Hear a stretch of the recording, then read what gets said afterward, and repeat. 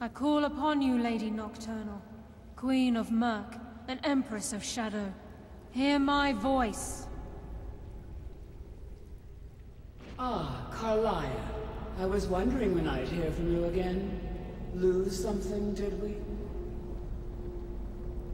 My lady, I've come before you to throw myself upon your mercy, and to accept responsibility for my failure.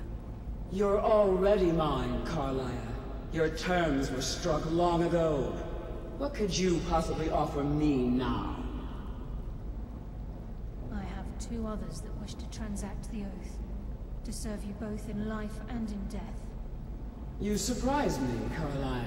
This offer is definitely weighted in my favor. My appetite for Mercer's demise exceeds my craving for wealth, Your Grace. Revenge.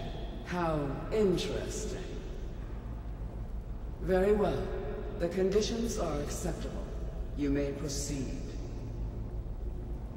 Lady Nocturnal, we accept your terms. We dedicate ourselves to you as both your avengers and your sentinels. We will honor our agreement in this life and the next until your conditions have been met. Very well. I name your initiates Nightingale, and I restore your status to the same, Carlisle.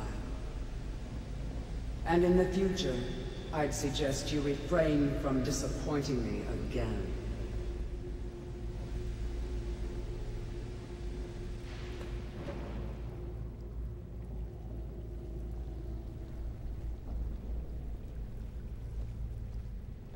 Now that you've transacted the oath, it's time to reveal the final piece of the puzzle to you. Mercer's true crime. Mercer was able to unlock the Guild's vault without 2 keys because of what he stole from the Twilight Sepulchre, the skeleton key.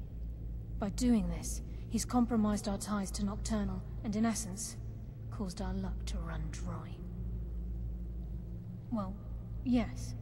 But the key isn't only restricted to physical barriers.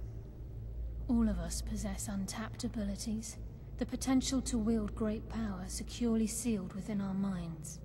Once you realize the key can access these traits, the potential becomes limitless.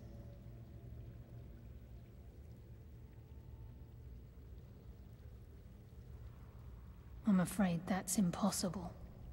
If the key isn't returned to its lock in the Twilight Sepulchre, things will never be the same for the Guild. As time passed, our luck would diminish to the point of non-existence, and whether you know it or not, our uncanny luck defines our trade. Very true. In our line of work, it's quite rare we set out to return a stolen item to its rightful owner. Before we depart, Brynjolf has some business to discuss. I suggest you listen to him. Listen, lass. There's one last piece of business we need to settle before we go after Mercer. The leadership of the Guild. Listen, lass.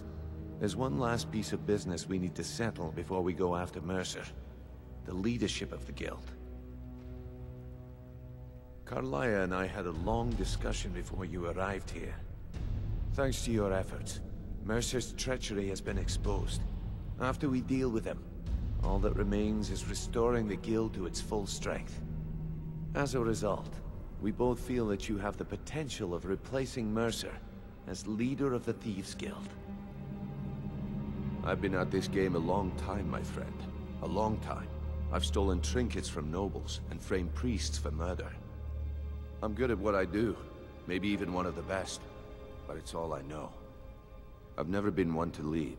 Never desired it, never cared for it. Don't want it.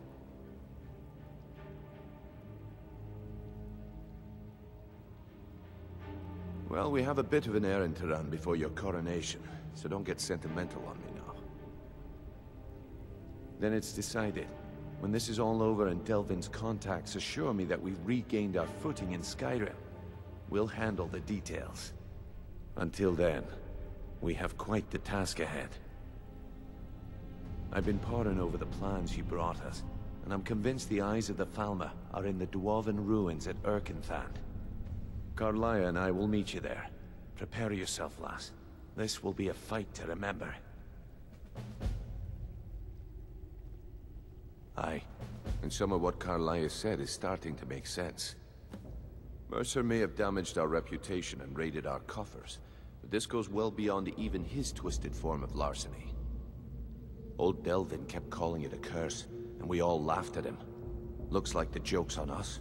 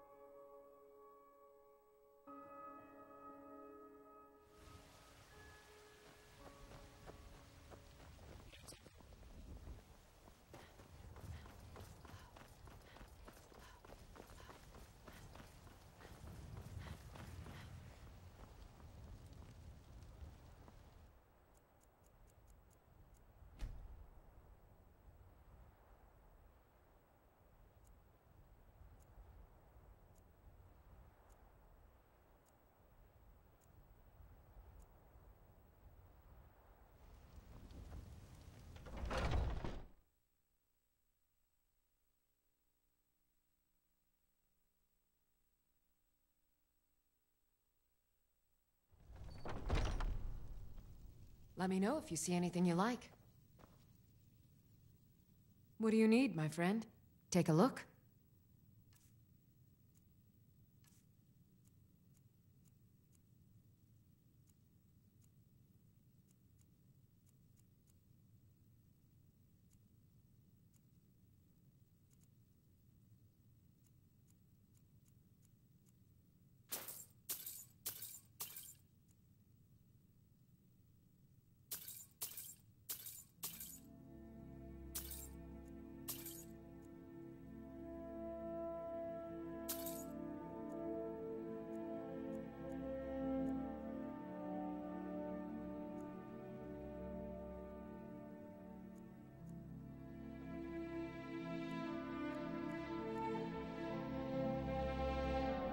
Come back anytime if you